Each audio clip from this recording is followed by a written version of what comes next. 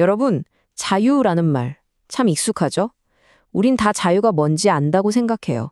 근데 과연 정말 그럴까요? 오늘 저랑 같이 어쩌면 가장 익숙하면서도 가장 깊은 질문, 진정한 자유란 대체 뭘까? 이 질문을 한번 제대로 파고들어 보겠습니다. 소크라테스가 그랬던 것처럼요. 자, 본격적으로 시작하기 전에 딱 하나만 먼저 스스로에게 물어보죠. 여러분에게 자유는 어떤 의미인가요? 한번 생각해 보세요.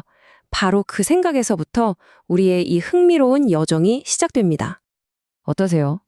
아마 많은 분들이 자유를 뭔가 외부의 문제랑 연결해서 생각하셨을 거예요. 뭐 돈이 없다거나 시간이 없다거나 하는, 그쵸? 이게 사실 가장 흔한 대답이거든요. 그래서 우리도 바로 여기서부터 한번 시작해볼까 합니다. 자, 그래서 첫 번째 정의는 이거예요. 아주 실용적이죠. 자유라는 건 나를 거슬리게 하는 내 현실 속의 문제를 해결할 수 있는 능력이다. 와, 어때요? 되게 직관적이고 딱 들으면 맞는 말이네 싶죠. 그런데 말이죠. 여기서 아주 간단한 질문 하나가 이 정의를 흔들어 버립니다. 만약에 나를 괴롭히는 그 문제가 도저히 해결할 수 없는 거라면 그럼 나는 영원히 자유로워질 수 없는 건가? 하고 말이죠. 바로 이 지점이에요. 여기서 우리 생각의 첫 번째 큰 전환이 일어나는 겁니다. 잠깐만.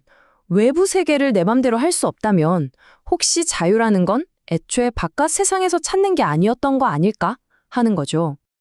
그래서 우리의 시선이 이제 바깥에서 안으로, 내면으로 향하게 됩니다.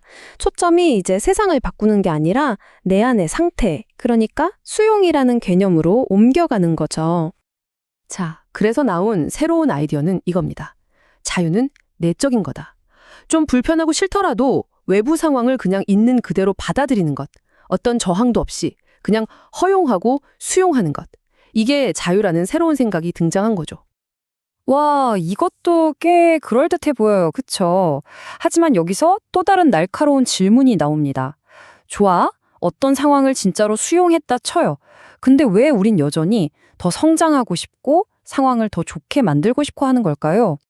바로 여기서 아주 미묘한 모순이 드러납니다. 잘 생각해보면 뭔가 더 나아졌으면 좋겠다고 바라는 그 마음 자체가 사실은 지금 이 순간을 온전히 받아들이지 못하고 있다는 증거, 일종의 저항 아니냐는 거죠. 결국 핵심은 이거예요. 정말 아이러니하죠? 더 나은 삶을 향한 우리의 그 간절한 열망이 오히려 지금 이 순간의 평화를 가로막는 가장 큰 장애물이 될 수도 있다는 겁니다. 자, 이 깨달음이 우리를 이 탐구의 가장 중요한 결정적인 전환점으로 이끌어갑니다. 그렇다면 우리를 가두는 진짜 감옥은 대체 뭘까요? 여기서 우리는 지금까지의 논의를 전부 뒤집어 버릴 수도 있는 정말 근본적인 질문을 던지게 됩니다. 만약에 외부 세계는 처음부터 문제가 아니었다면요. 그리고 여기서 진짜 정체가 드러납니다.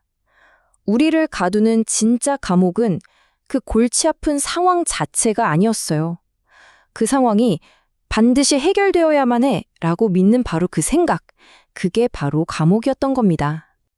그러니까 결국 이런 거죠. 우리는 깨닫게 된 겁니다.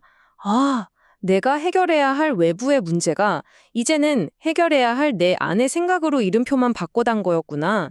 싸움의 장소만 바뀐 거였구나 하고요. 자, 그럼 이제 문제는 명확해졌습니다. 생각이 문제다. 그럼 논리적으로 다음 단계는 뭘까요? 당연히 그 생각에서 벗어나려고 시도하는 거겠죠. 근데 그게 과연 가능할까요? 어떻게 말이죠?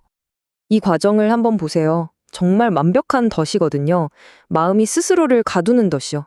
자, 원치 않는 생각이 떠오릅니다. 그럼 나는 명상해야지, 좋은 생각해야지 하면서 그걸 없애려고 해요. 근데 그 명상해야지 하는 것도 결국 또 다른 생각이잖아요.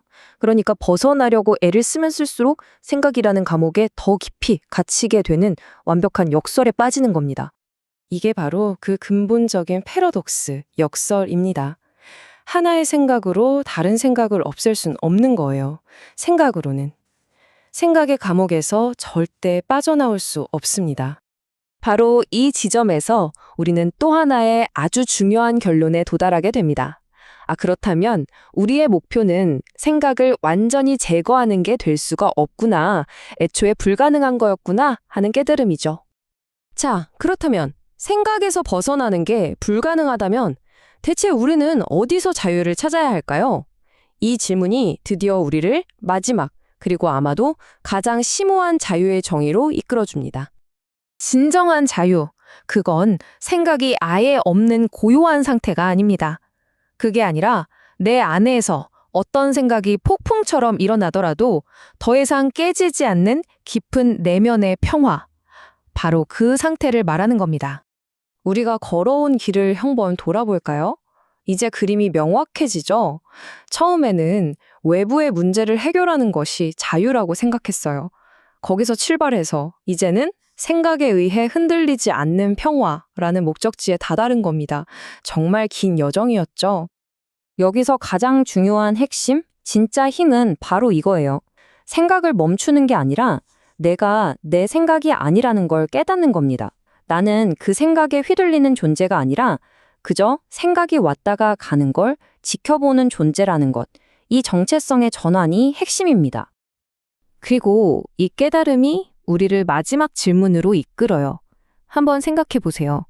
생각의 감옥에 갇혀 허우적대는 나를, 그걸 지켜보는 또 다른 나가 볼 수 있다면 그 둘은 과연 같은 존재일까요?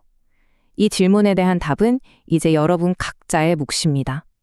자유를 찾으려는 우리의 이 노력마저도 결국 또 하나의 생각이라면 진정한 자유는 대체 어떻게 발견될 수 있을까요?